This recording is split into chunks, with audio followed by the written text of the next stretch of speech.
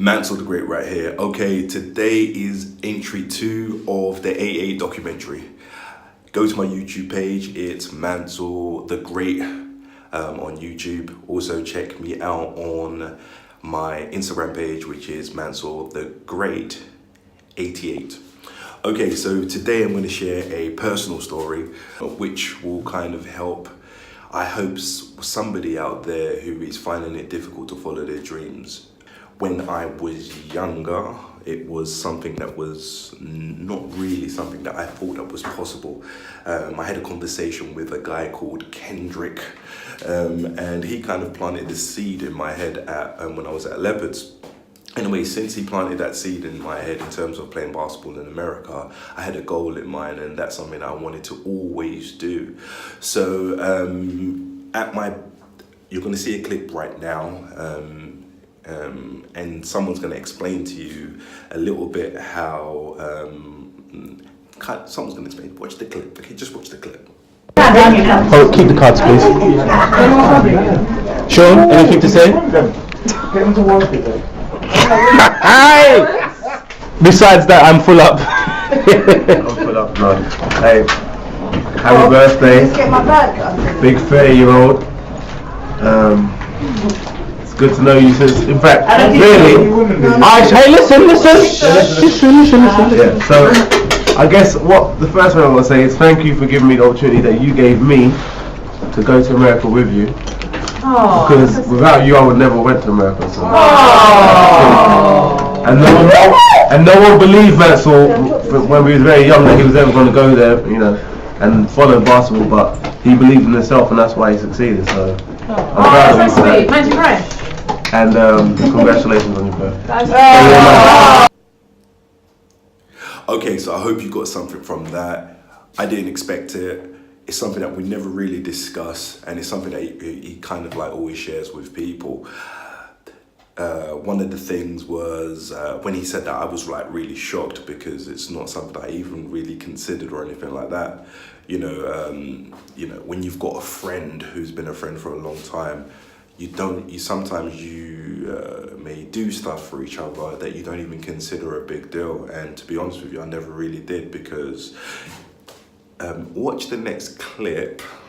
It's coming up now, so you can kind of find out, you know, why I may have done what I did indirectly. But just watch it. So, unlike everybody else, I didn't grow up with Sean. I grew up on the other side. Yeah, so I won't say where I'm from, just in case some of you want to do something to me. So, moving on to the first time I actually met Sean. First time I met Sean was on a basketball court. So, I played for another team, and we was trying out for our coach who passed away, Joe White, rest in peace.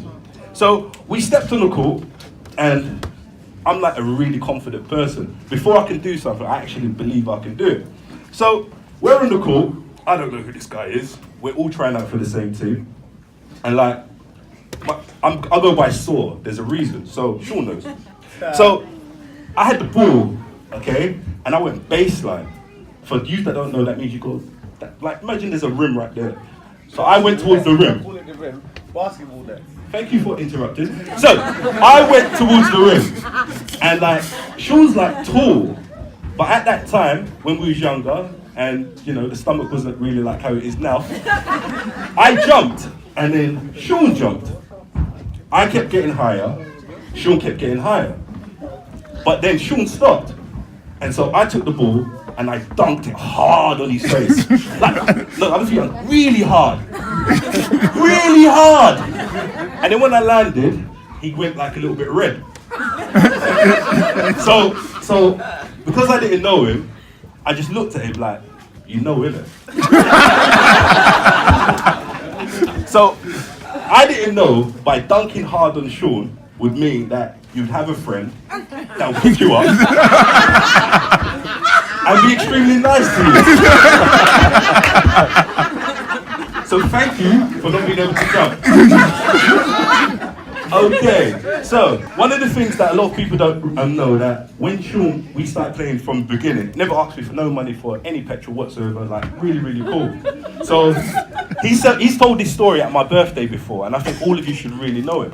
So basically, I had an opportunity to play basketball in America, and at that time, I was the only person that believed I could do it, and Sean was another person who believed in it. So one day I called him up and I was like, "Yo, Sean, if you had an opportunity to play basketball in America, would you take it?" And he's like, "Yeah, of course." So I had to make a decision right there. I had two schools to go to. I could go to one school where they gave me one scholarship, or I could go to another school where they gave me two, and me and my friend could go to. So I chose the one where you could go to. It was the best decision I ever made, because in that first year, Sean stopped me from quitting in basketball. I was having a tough time, he was playing a lot, and I said, "Listen, I'm gonna quit." Sean was like, "What are you gonna do when you go back to London?" And it didn't sit, it sunk in, and then he said to me, like, "They don't owe you nothing. Just prove that you're good enough and get better." From that day, I changed my attitude on the basketball court, and I played more. Then the next thing that he helped me do, like, to be honest, I wasn't really a great student over in this country. Most of the time, the teachers, if you question a lot, they kind of put you down a little bit. So you start to believe that you can't do things academically. So he was my roommate, and I was failing in class. I didn't know how to study. So I said, "Sean, I'm getting an F. If I don't pass my next test, I'm gonna fail." So Sean's like, "What do you do to study?" "I go class." He was like, "Is that all you do?"